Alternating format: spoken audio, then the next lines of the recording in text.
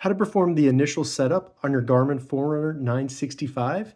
In this video, I'm going to show you how to turn on and then set up your Garmin Forerunner 965 so that it's paired with your phone and you can start using it.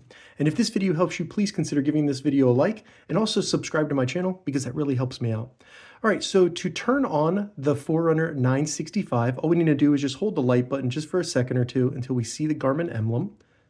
We can let go once the emblem turns on. Then you just need to go to your phone, open up your respective app store, and download and install the Garmin Connect app. Once you get it downloaded, go ahead and open it up. Once you get it open, go ahead and create a Garmin account if you don't already have one. Then we can go back to our Forerunner 965 and it'll start displaying languages. You can use the up and down button to scroll through the languages and then use the start or stop button over here to select the language. So I speak English, I'll select English, and then we can select that we want to pair this with our phone. So select that.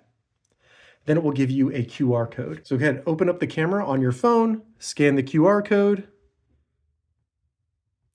Then it will begin pairing on your phone. All we need to do is select connect it. It'll then come up with a pin on your actual watch, then select pair on your phone. If you get any questions asking for permissions, I recommend allowing these.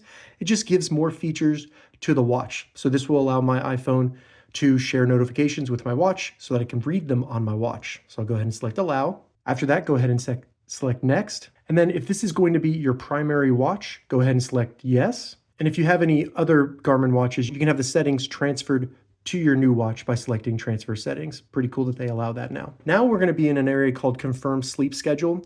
This is something you want to get as accurate as possible, but it doesn't have to be perfect. This will help the watch determine when you're going to sleep, and it'll also turn on do not disturb so that you don't get woken up with notifications. So go ahead and edit that if you need to, and then select next. After that, we can configure how goals are established on the watch.